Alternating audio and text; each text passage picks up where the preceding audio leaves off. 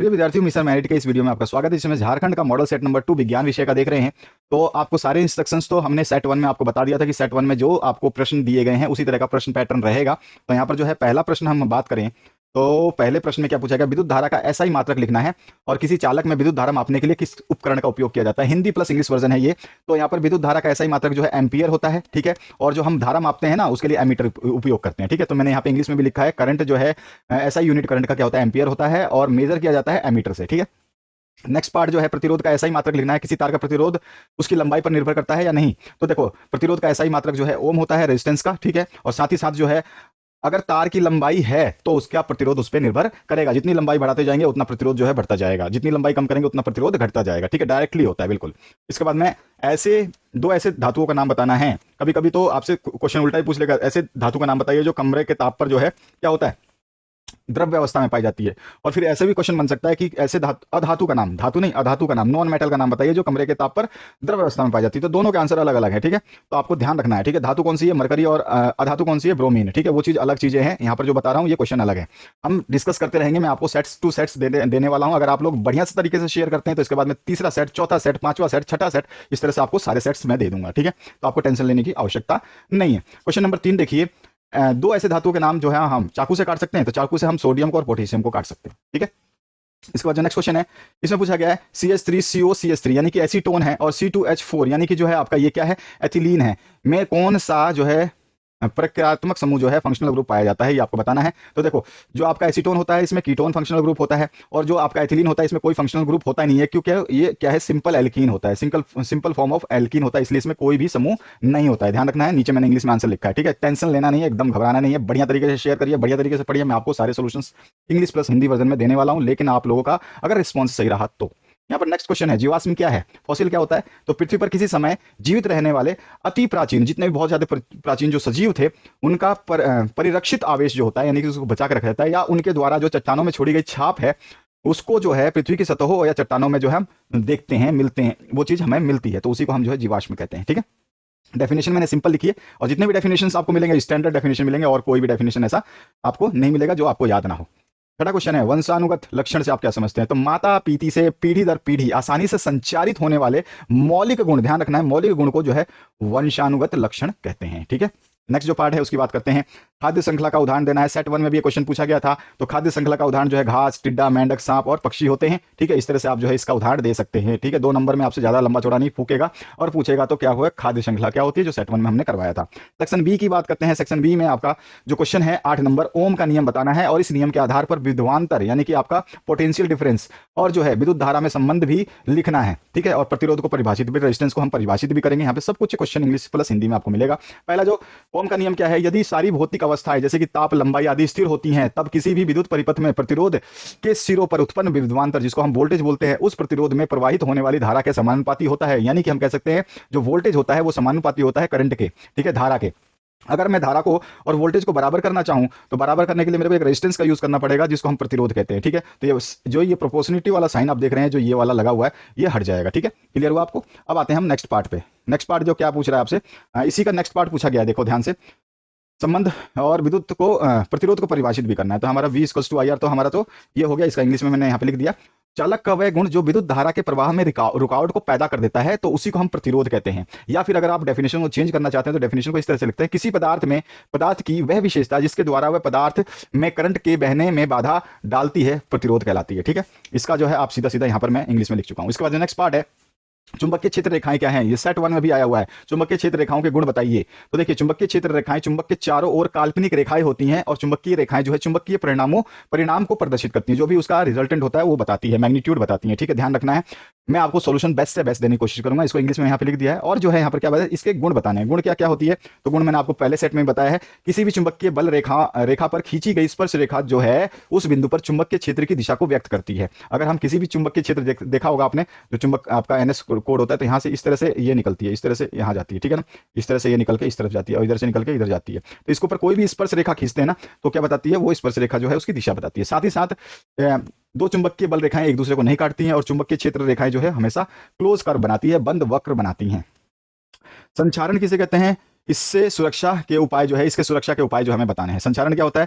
तो धातुएं जो है वायुमंडल की नमी जो होती है, जिसमें आपका CO2 हो सकता है, SO2 होता है, NO2 या H2 SCO2 हो सकता है, SO2 हो सकता है, ठीक है, SO2 दो बार आ गया, ठीक है, NO2 हो सकता है और H2S हो सकता है। ये सारी गैसों से क्रिया करके अवांछनीय, जिसका जरूरत नहीं है, वो यौगिक की परत बना लेती है, जिससे धातु की सतह जो है खराब हो जाती है। यही क्रिया जो है संचारण कहलाती है। सिंपल डेफिनेशन, उदाहरण के लिए लोहे पे जंग लगना, तांबे के बर्तन नीले हरे होना या चांदी सोना जो है उनका काला पड़ जाना, ठीक है। संचारण के उपाय क्या है? तेल और ग्रीस लगा करके धातुओं की सतह पर जो हम लेपन कर सकते हैं, पतली परत चढ़ जाती है उससे। पेंट या वार्निश लगा करके कर सकते हैं, या विद्युत लेपन जो है, आप वो इलेक्ट्रोलाइसिस प्रोसेस है, उसको तो जरूरत नहीं है, लेकिन हमें लिखना जरूरी है। हम कोई भी 2 चीजें बता सकते हैं, 3 चीजें बता सकते हैं, क्वेश्चन के हिसाब से हमें लिखना होता है। तो यहाँ पर जो है आपको मैंने बता दिया है। रस्टिंग को जो हम क्रियोज करेंगे, जो प्रिवेंट करेंगे, वो ग्रीसिंग से कर सकते हैं, पेंटिंग से कर सकते हैं, गैल्वेनाइजिंग जिसको हम विद्युत लेपन कह रहे हैं, और एनोडाइजिंग ये भी विद्युत लेपन में आ जाता है, ठीक है। ये सारी चीजें इसमें आ जाती हैं। नेक्स्ट पार्ट जो है इसमें पूछा गया संतृप्त और असंतृप्त हाइड्रोकार्बन्स में अंतर बताना है। तो देखो, संतृप्त और असंतृप्त दोनों को टेबुलर फॉर्म में लिखना और आमने सामने अंतर लिखना, ठीक है। वैसे हाइड्रोकार्बन जिनमें परमाणु की चारों संयोजकताएं एकल बंध द्वारा, ध्यान रखना, इसमें एकल बंध द्वारा जो है बंधी रहती है, और इसमें क्या होती है, द्विबंध होता है या त्रिबंध होता है। इसके बाद में ये बहुत ही अभिक्रियाशील होते हैं, और जो है ये क्या देखें, सॉरी, ये बहुत ही कम अभिक्रियाशील होते हैं, और ये जो है बहुत ही अधिक अभिक्रियाशील होते हैं। उसके अलावा जो इनके सामान्य सूत्र बता सकते हैं कि CnH2n+2 होता है इसका सामान्य सूत्र, ठीक है। और यहाँ पर जो है इसका सूत्र क्या होता है, CnH2n होता है केवल, इसमें +1+2 जो है नहीं लगा होता है, ध्यान रखना।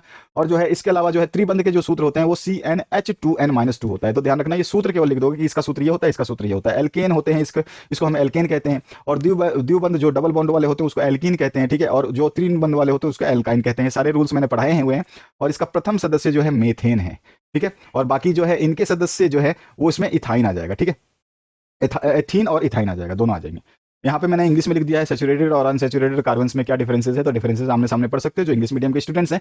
कोई भी इशू हो, कोई भी परेशानी हो, समस्या, आप मुझे बिल्कुल कमेंट कर सकते हो कि सर इंग्लिश में भी आप पढ़ के समझा दो, तो वीडियो लंबी बनेगी, बाकी कोई फर्क नहीं पड़ेगा, बाकी मैं आपको समझा रहा हूँ। जैव आवर्धन क्या है? बहुत अच्छा क्वेश्चन है और बहुत ही बेहतरीन क्वेश्चन है। बायोलॉजिकल मैग्निफिकेशन क्या है? तो विभिन्न साधनों द्वारा हानिप्रद रसायनों का हमारी आहार श्रृंखला में प्रवेश करना और उनका हमारे शरीर में सांद्रित होने की प्रक्रिया जो है जैव आवर्धन कहलाता है। ये तो 12वीं में भी क्वेश्चन ये पूछा जाता है, ठीक है। 12th में भी जो बायोलॉजी है उसमें पूछा जाता है बायो मैग्निफिकेशन क्या होता है। तो खाद्य श्रृंखला में कोई भी हानिकारक जो है रसायन आ जाते हैं और उसको हम जो खा लेते हैं, जैसे यूरिया का छिड़काव होता है, उससे पौधे बनते हैं और उसको हम खाते हैं, तो हमारे शरीरों में क्या होता है, वो धीरे धीरे बसने लग जाते हैं, तो उसको ही हम जैव आवर्धन कहते हैं, ठीक है। इसके बाद जो नेक्स्ट पार्ट है, एक परितंत्र में ऊर्जा की ये प्रवाह का जो चित्र बनाना है। तो आप तो परितंत्र का जो है सबसे पहले उत्पादक आएगा, प्रोड्यूसर आएगा, जो कि मैं आपको पहले स्टार्टिंग में बता चुका हूं। उसके बाद प्राइमरी कंज्यूमर, प्राथमिक उपभोक्ता आता है, ठीक है। उसके बाद में सेकेंडरी कंज्यूमर, जिसको द्वितीय उपभोक्ता बोलते हैं। उसके बाद में तीसरा जो चरण होता है उसमें टर्टरी कंज्यूमर आता है, जिसको तृतीयक उपभोक्ता बोला जाता है। तो ये आप जो है इस तरह का पिरामिड बना सकते हैं, लाइन खींच करके बता देंगे। सबसे पहले प्रोड्यूसर होता है।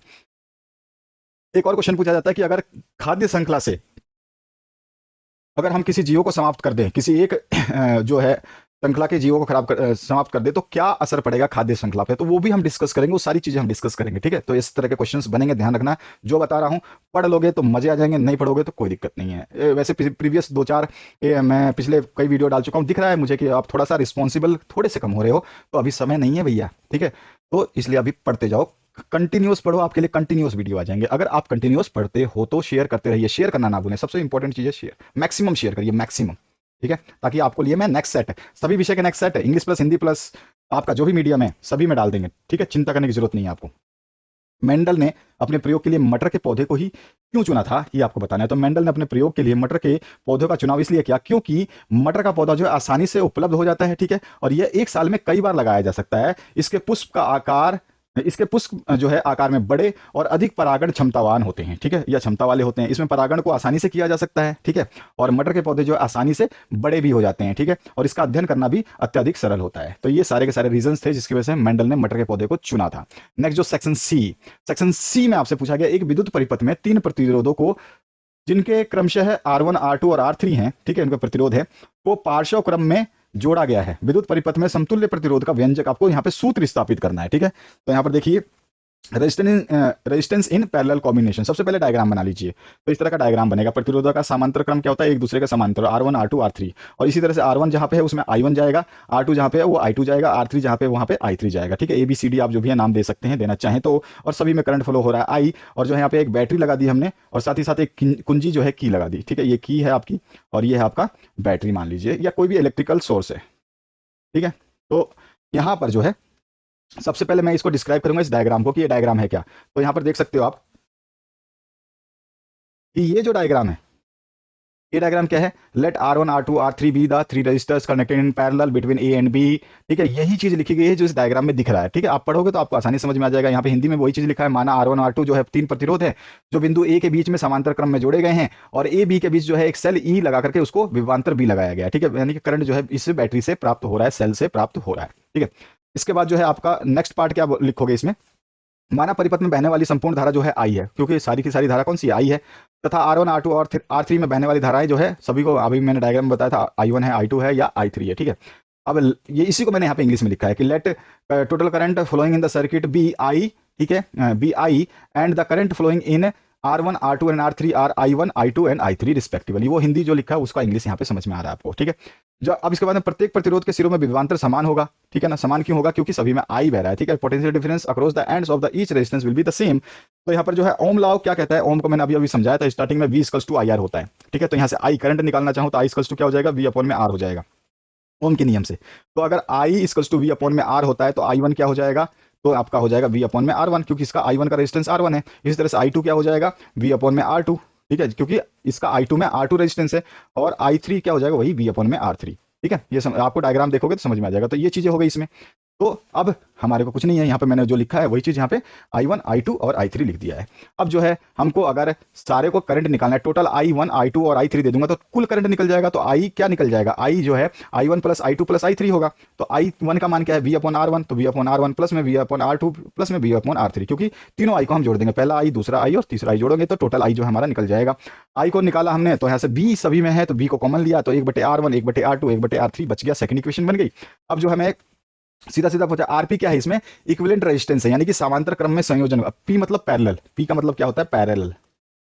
ठीक है, ये पैरेलल यानी कि पी मतलब है समानांतर। ठीक है, तो समीकरण जो आपका 2 नंबर बना हुआ है, इस समीकरण से हम कह सकते हैं कि V अपॉन में आरपी, क्योंकि आई क्या हो गया, V अपॉन में आरपी, ये सारा का सारा क्या है, ये सारा का सारा में पैरेलल कॉम्बिनेशन दिखा रहा है, इसीलिए हमने आई बराबर V अपॉन में आरपी, ये क्या हो गया, इसको मैंने बना दिया आरपी।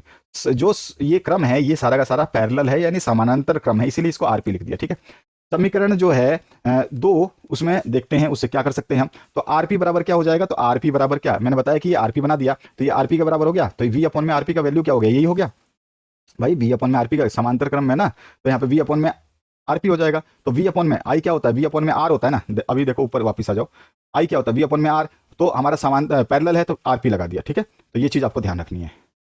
तो ये बहुत ही सिंपल सी चीज होती है। तो यहाँ पे I equals to V upon में आरपी, तो आई का मान मैंने ये रख दिया, तो आई की जगह मैं क्या चेंज कर दूंगा, इससे चेंज कर देता हूँ। ठीक है, अब इससे चेंज करूंगा तो क्या हो जाएगा, V अपॉन में आरपी हो जाएगा, इस आई की जगह क्या रखा मैंने ये, और इसका यही हो गया, तो 1 अपॉन में आरपी क्या हो जाएगा, 1 upon R1 1 upon R2 1 upon R2, क्योंकि R3, क्योंकि ये V से V कैंसिल आउट हो जाएगा तो 1 अपॉन में आरपी बचेगा। यही हमारा जो है आंसर होगा। बस समझ में आ गया।